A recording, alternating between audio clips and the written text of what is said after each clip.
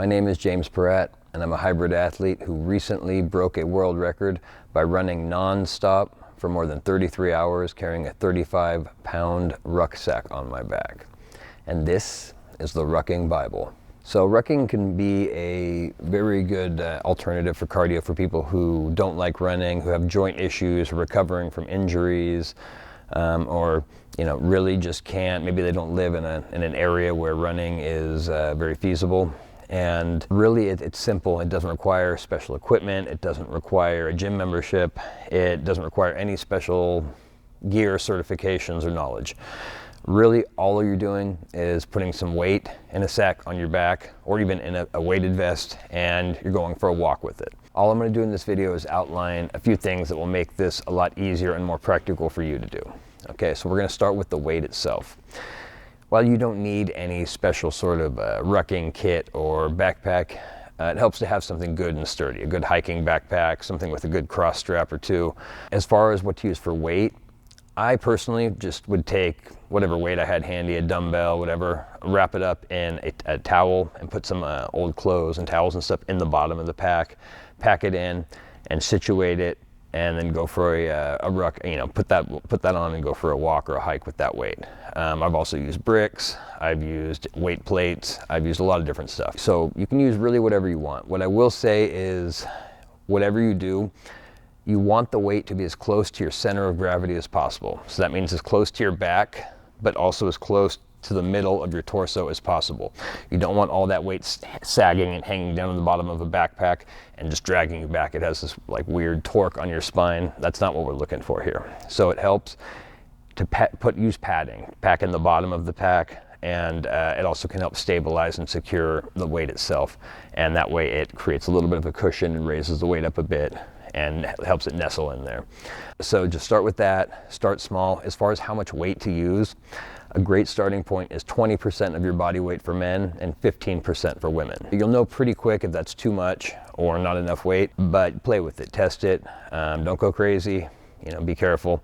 And as you're rucking, make sure you're keeping a good posture, you're keeping your core engaged, make sure you're keeping your glutes engaged, not just kind of sagging or hunching forward. And if you find yourself constantly having to lean forward and hunch up halfway through your ruck, then you're using too much weight. 3 variables rather that you can play with: how much weight you use, how far you go, and how much incline there is on your route.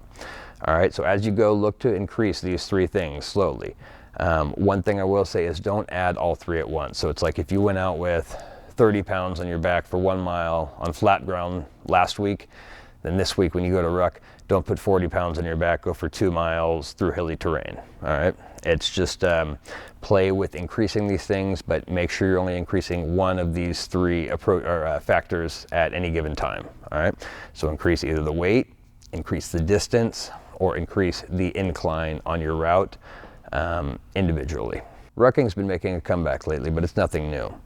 Ancient Roman legions used it as their primary marker of fitness in new recruits. And new recruits were expected to be able to march more than 20 miles in about 7 hours and still have the energy and strength to build a camp and potentially fight off an enemy attack at some point in the night after that. Ancient Chinese militaries used it. Pretty much anyone who ever had to march from point A to point B to fight someone else, to hunt something, or do anything, marched with weight on their back. And today, rucking is used in militaries from the United States Marine Corps to the British SAS as both a marker of fitness and as a way to build strength, endurance, and mental fortitude in their operators. So I myself pay a lot of attention to detail when it comes to rucking. And anyone else who wants to consider moving faster with some sort of weight on their back, I highly recommend they go and check out my video on the Young Shuffle.